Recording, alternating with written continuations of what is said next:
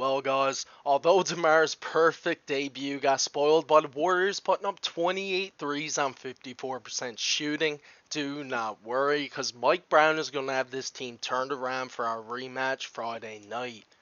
Sup, guys? So while that may not have been the outcome a lot of you guys wanted heading to our first look of this new look Sacramento Kings roster, do not worry, because while there were a lot of negatives that you could have pointed out during this preseason game, especially when it came to our defense, as we could not guard the off-ball screens for the like of us, as they just lit us up, breaking their regular season three-point record last year, 27 threes in a game, and putting up 28 on 54% shooting on us. But although we had a lot of negatives when it came to our defense, although Keegan Murray and Keon Ellis done their thing, there were so much, positive upside when it came to our offense, as I believe, especially when it came to our starters, we are going to be set for this upcoming season. But before we get to the rest of the video, welcome back to Kings Digest, channel showcasing all of the upcoming Sacramento Kings news. So make sure you guys subscribe to the channels. YouTube still tells me that 84% of you guys still aren't yet subscribed, so please make sure you guys hit that sub button. Let's try to get the 500 subs before the first regular season game, October 24th. And make sure you guys hit that bell so you don't miss any future content, especially now with the games are starting to get on the go. And we got the preseason matchup coming up Friday, so you're going to want to stay tuned for that. Now let's head into the box scores for today, as DeMar DeRozan went 6 for 6 from the field. He showcased how elite he still is when it comes to his shot creating ability, as he just done what he does best. He opened up his, Sacramento Kings scoring debut with his patented mid-range jumper, and it was just so beautiful to watch, as he just looked like he fit right in. It didn't look like he had to make any adjustments to his offensive game, as it looked like he was just going out there and playing in like the Drew League or whatever. He just looked like he was playing with his buddies, just doing what he does best. Him and Sabonis looked great together, and just that short outing that we seen them in that first half, they both played, the starters only played like under 20 minutes or something like that, and Malik Monk played like 15, I believe.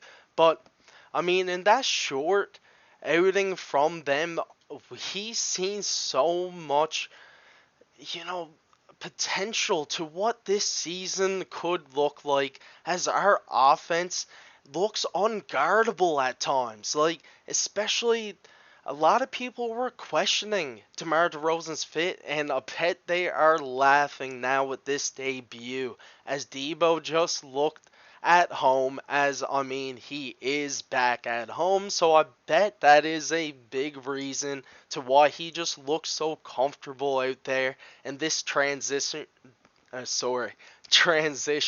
from the Windy City back to the West Coast and Sacramento. But let's head back over to the box scores there, because there is some more that we need to look at, as Sabonis had himself a game, as well as he done a majority of the playmaking, as he had 4 assists, he had 8 boards.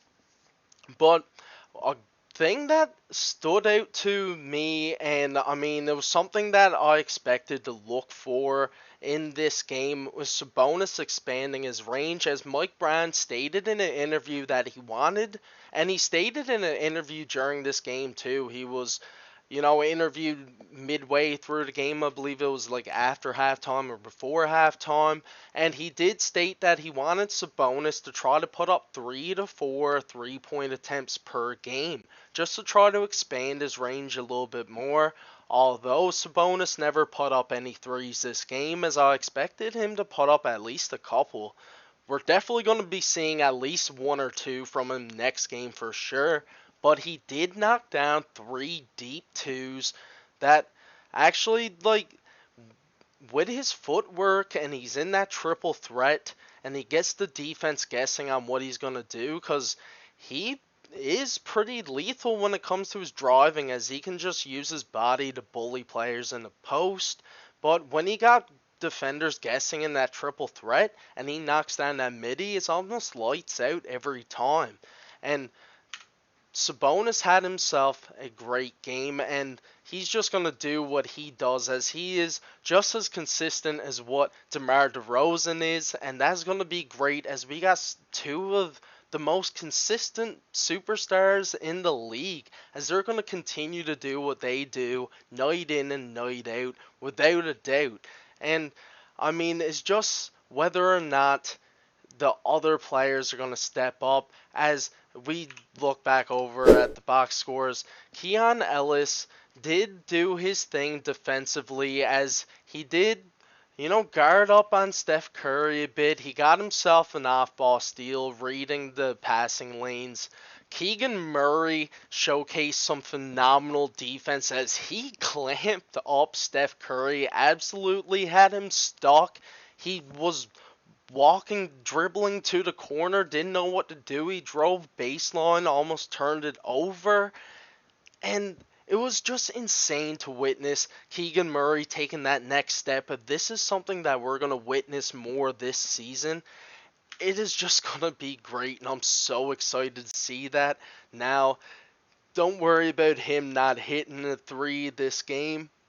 Sorry, as he will definitely be knocking that three down as time comes. This is just the first preseason game. It's just great to see that he's making those defensive improvements, as he was already elite when it came to his perimeter defense at such a young age, but he's showing that he can guard one of the greatest, if not the greatest point guard of all time. Can we say Curry's the greatest point guard? I think we can at this point. So seeing him clamp up the greatest point guard of all time like that was pretty insane to witness. And he was working on guarding bigs. He was trying to put on a bit of muscle. So the fact that he's still got that perimeter D, and he's going to be guarding the interior as well, I mean, that's going to be great to see from Keegan Murray next season. But let's head into some of the bench box scores, as Malik Monk had himself a game as well, as he was showing off his elite handles and his elite range, his deep range, as he just pulled up from like the dash. I believe it was like 35 feet at least. But Malik Monk done his thing, and I mean, he only played under 10 minutes, but if he can be doing this for a majority of the games next season, there's no doubt in my mind that he is going to get Sixth Man of the Year this season, as he should have won it next season. If he didn't go down with that injury, he without a doubt would have got it. This is his year to get it. He looked perfect out there tonight. He looked like the bench leader that we need from him next season, and it's just going to be amazing.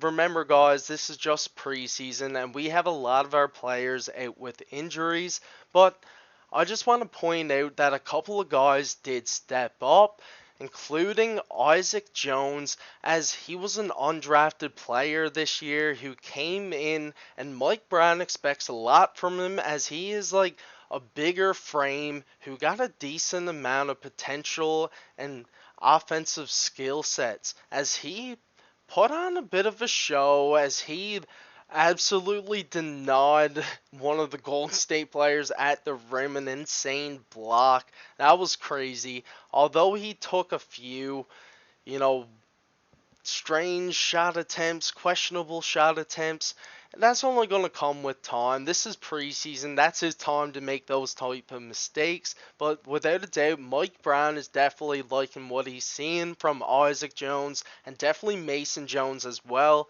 As while he put up a few questionable shots as well, he did hit a couple of threes. I mean, including that bank from like 35 feet from behind the arc as well. I mean, Boogie Ellis showcased some great offensive potential as well. It is great to see these young players just getting this opportunity that they definitely deserve. They're just trying to prove to Mike Brown that they can, offer their skill sets to try to help win Sacramento a few extra games next season. And without a doubt, they done their thing, but we just need to guard the perimeter. As when it comes to Friday, Mike Brown got to preach to these guys. When it comes to the off ball screens, you got to do whatever you can to chase that player or at least switch, get somebody else to. You got to figure something out. Now, I know we're going against Golden State. Their offense is. Steve Kerr just preached to them before the game. They want to run a fast paced, high volume 3 offense, which is what they always do every year. That is Golden State to a T. But we just need to learn to play against Golden State. They're our rivals. If we're going to meet them in the playoffs or just in the regular season alone, we can't have them putting up 28 threes or even 23s on us a game. Alright, that is absolutely insane, especially compared to our 7 threes made. We shot 25% from 3 as a team. So that is just something that Mike Brown got to preach to the team heading to our rematch on Friday. But I am so pumped to see the team back in action, as this was a great game to witness. I loved what we seen from DeMar DeRozan. He looked at home, and I'm so pumped to see what he's going to do for the Sacramento Kings franchise this season, if he's going to take us over the edge and actually bring us into serious contention status. But that's all for today's video, guys. It is currently 2:50. It's 3 o'clock in the morning. I got class tomorrow morning. I gotta go to sleep. I'm sleep deprived. But let me know down in the comments what you guys thought of this first showing from the Sacramento Kings, if you liked what you saw from DeMar DeRozan, and what young prospect impressed you the most. Was it Mason Jones? Was it Isaac Jones? Was it Boogie Ellis? Let me know down in the comments below. But anyways, peace out, guys. I'll see you Friday.